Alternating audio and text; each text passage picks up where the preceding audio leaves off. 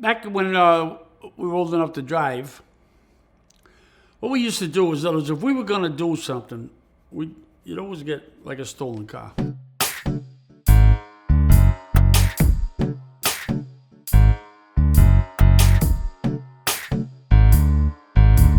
We'd use them for different reasons.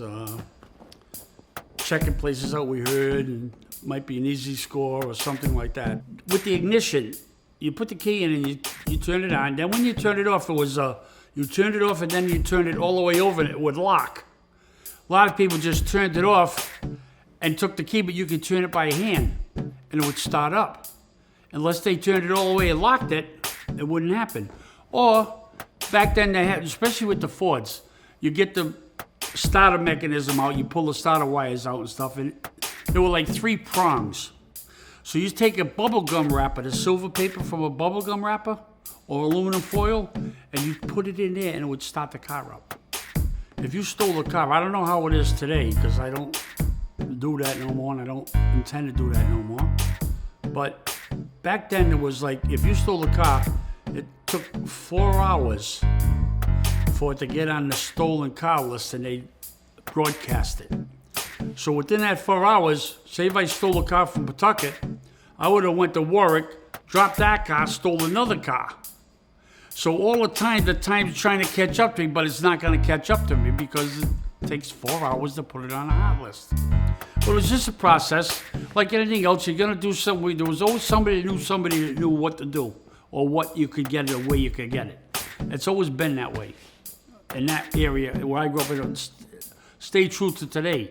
You need a favor, you come to me and say, Jerry, I said, if I don't know, chances are I'm going to know somebody that knows what to do or how to do it, whatever the case may be. And if he don't, he might know somebody. So it's networking, you know? All up and through here now, where you see all this, where them kids are running, and all around here where the tennis courts are, that's where, if a car was a hot car, we'd get rid of dump, just set it right there. Move on to another one. How many cars would you steal like in a week? In a week? Take it, and we didn't do that with them. We just for transportation purposes. Or if we had to check something out, you have a different automobile. But I think in a week, I'd say 10 to 20. The cops used to park their cars in there too. So we'd have to wait. If one was there, we'd ride around and just park somewhere up the other end of the park and wait, and then just come back like a little bit later. And because we didn't want to ride around with it too much, because back then if they see a bunch of kids in the car, they're gonna stop it. So we tried not to do that. We tried to have just one, maybe 2, but less chance of them bothering you, unless they know you by sight. And if you've been arrested, chances are they're gonna stop you.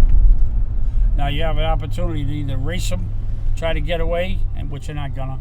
Just pull over, get charged with a stolen car. That's all. Then somewhere down the line, hopefully you'll be able to get it dismissed to a misdemeanor, pay a fine, and see you later.